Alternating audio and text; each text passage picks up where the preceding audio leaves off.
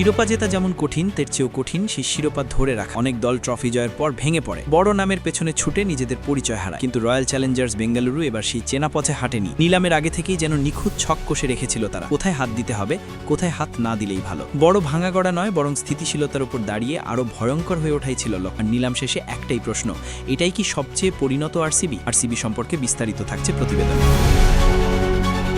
যেন পরিকল্পনা করেই প্রতিটি পদক্ষেপ নিয়েছে রয়্যাল চ্যালেঞ্জার্স বেঙ্গালুরু। মিনি নিলামে ঢোকার আগেই তাদের দর্শন ছিল স্পষ্ট, শিরোপা জয়ের কাঠামো অক্ষুণ্ণ রেখে কেবল প্রয়োজনীয় জায়গাগুলোতে নিখুঁত সংযোজন। বড় রদবদল নয়, বরং যেটা কাজ করছে সেটাকে আরও শক্ত করা। নিলাম শেষে স্কোয়াডের দিকে তাকালেই বোঝা যায় সেই পরিকল্পনাতেই পুরোপুরি সফল হয়েছে আরসিবি। সবচেয়ে বড় চমক অবশ্যই ভেঙ্কাটেশ আইয়ার। গত মরশুমে যার জন্য দর উঠেছিল 30,50,00,000 রুপি পর্যন্ত, সেই খেলোয়াড়কেই এবার আরসিবি পেয়েছে মাত্র 7 কোটিতে। নিলামের অঙ্কের বিচারে এটা নিঃসন্দেহে বেঙ্গালুরুর সবচেয়ে বড় জয়। ভেঙ্কাটেশ সম্ভাব্য একাদশে 3 নম্বরে খেলতে পারেন, সেক্ষেত্রে দেবদূত পাডিকালকে জায়গা ছাড়তে হতে পারে। তবে বাস্তবতা হলো এই স্কোয়াডে একমাত্র নতুন নাম যিনি সরাসরি সেরা একাদশে ঢোকার দাবিদার, তিনি ভেঙ্কাটেশই। এটিই প্রমাণ করে ডিফেন্ডিং চ্যাম্পিয়নদের দল কতটা স্থিতিশীল। নিলামে আরসিবির বাকি কেনাকাটা ছিল মূলত ব্যাকআপ শক্ত করার জন্য। জশ হেজেলউডের বিকল্প হিসেবে দলে নেওয়া হয়েছে নিউজিল্যান্ডের পেসার জ্যাকব ডাফিকে। অজি তারকার অনুপস্থিতিতে তিনি কার্যকর ভূমিকা রাখতে পারেন। পাশাপাশি বাঁহাতি পেস আক্রমণের গভীরতা বাড়াতে দলে এসেছে যশ দয়াল। এই দুই সংযোজনে নিশ্চিত হয়েছে যে পেস বিভাগে আরসিবি প্রায় প্রকৃতি পরিস্থিতির জন্য প্রস্তুত। বর্তমান স্কোয়াড বিশ্লেষণ করলে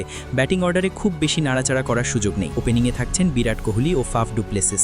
ভেঙ্কাটেশ আইয়ার 3 নম্বরে এলে 4 নম্বরে অধিনায়ক রজত পাটিদার খেলতে পারেন। Wicket keeper batter Jitesh Sharma মাঝের ওভারে দ্রুত রান তোলার দায়িত্ব সামলাবেন। শেষ দিকে 6 নম্বরে থাকবেন ভয়ঙ্কর ফিনিশার, আর 7 নম্বরে রোমারিও শেফার, যিনি ব্যাট ও বল দুদিকেই ম্যাচের মোড় ঘুরিয়ে দেওয়ার ক্ষমতা রাখেন। অলরাউন্ড শক্তির জায়গায় ক্রুনাল পান্ডিয়া থাকছেন গুরুত্বপূর্ণ ভূমিকায়। অভিজ্ঞতা, নিয়ন্ত্রিত বোলিং আর প্রয়োজনে দ্রুত রান, সবকিছু মিলিয়ে মাঝের ওভারে দলের ভারসাম্য ধরে রাখার দায়িত্ব তার কাঁধেই। বোলিং আক্রমণে ভুবনেশ্বর কুমার ও জশ হেজেলউডের জুটি নতুন বলে প্রতিপক্ষকে চাপে ফেলতে পারে। ইম্প্যাক্ট সাব হিসেবে একজন বাঁহাতি পেসার ও একজন লেগ স্পিনারকে ম্যাচ পরিস্থিতি অনুযায়ী ব্যবহার করার সুযোগ থাকছে। বোলিং ইউনিটের গভীরতাই এই আরসিবি দলের সবচেয়ে বড় শক্তি। হেজেলউড না থাকলে ডাফি প্রস্তুত, ইনজুরি বা ফর্মের সমস্যায় পড়লেও বিকল্পের অভাব হবে না।